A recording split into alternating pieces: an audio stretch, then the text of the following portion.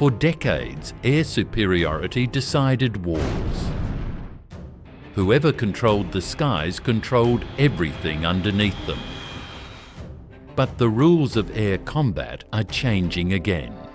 Not with louder engines or faster dogfights, but with aircraft that see first, strike first, and disappear before a response is possible. This is the era of sixth-generation air power, and the United States is leading it. Sixth-generation aircraft aren't just upgraded fighters, they're systems.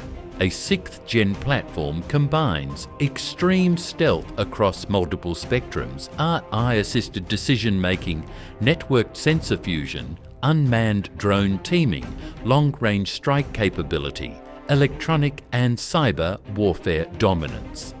This isn't about one jet winning a dogfight. It's about controlling the entire battle space. At the center of this shift is the US Air Force's Next Generation Air Dominance Program. One of its most talked about platforms is the Boeing F-47. The F-47 isn't meant to replace existing fighters one for one. It's meant to replace roles. Air superiority, command and control, sensor dominance. The aircraft is designed to operate with autonomous wingmen, drones that scout ahead, jam defenses, draw fire, or strike targets under human command. The pilot doesn't just fly. The pilot manages a fight. Older stealth aircraft were optimized for specific radar bands. Sixth-gen platforms are designed for broad-spectrum stealth. That means reduced visibility, not just to missile radars, but to long-wave surveillance radar, infrared tracking systems, passive sensor networks. Combined with electronic warfare, this makes detection unreliable and targeting nearly impossible. If you can't track it, you can't shoot it. Air dominance isn't just about fighters. The B-21 Raider represents the bomber side of the sixth-generation shift. Smaller, stealthier, and designed to operate deep inside contested airspace, the B-21 complements sixth-gen fighters by holding high-value targets at risk anywhere on Earth. Together, platforms like the F-47 and B-21 form a layered dominance strategy.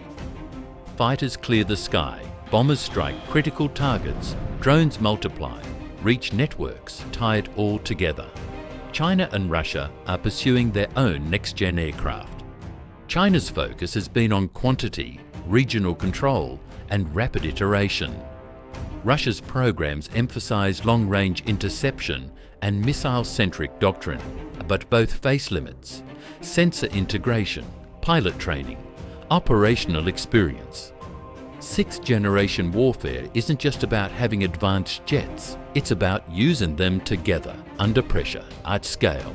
That's where the US advantage becomes decisive. Aircraft don't win wars, people do. US pilots train more hours in more complex scenarios against more realistic threats than any other air force. Exercises simulate electronic attack, multi-domain warfare, drone swarms, cyber interference, degraded communications. By the time a US pilot enters combat, they've already fought the war dozens of times. Technology amplifies that advantage. It doesn't replace it. Future conflicts won't start with dogfights. They'll start with data, sensors, signals, electronic attacks.